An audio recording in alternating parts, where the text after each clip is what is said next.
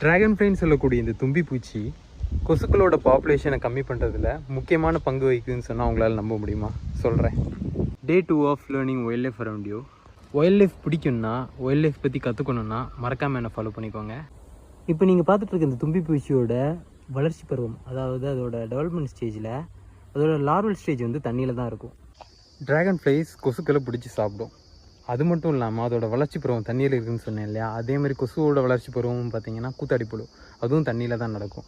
இந்த சமயத்தில் இந்த ட்ராகன் ஃப்ளைஸோட லார்வா கொசுப்புழுக்களோட பெருசாக இருக்கும். இந்த பூச்சி தான் பார்த்திங்கன்னா நீங்கள் தண்ணியில் நிறைய பார்த்துருப்பீங்க, நீரோடைகளில், குளங்களில், இல்லை நீங்கள் வீட்டிலையே ரொம்ப நாளாக கழுவாத சிமெண்ட் தொட்டிகளில், டேங்க்கில், பாசி பிடிச்சிருக்க இடத்துல வந்து பார்த்திங்கன்னா இந்த பூச்சிகள் பார்த்துருப்பீங்க.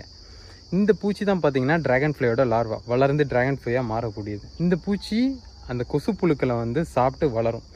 கொசுப்புழுக்கள் மட்டும் சாப்பிடுமான்னு கேட்டால் இல்லை, வேறு சின்ன மீன்கள், வேறு சின்ன இறால்கள், பூச்சிகள் எல்லாத்தையுமே சாப்பிடும்.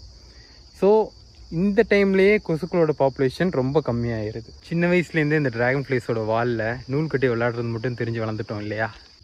நான் முதலே சொன்ன மாதிரி நம்மளை சுற்றியே நிறைய வைல்ட் லைஃப் அப்புறம் இன்ட்ரெஸ்டிங்கான விஷயங்கள் இருக்குது. இதெல்லாம் பற்றி தெரிஞ்சுக்கணுன்னா மறக்காமல் என்ன ஃபாலோ பண்ணிக்கோங்க.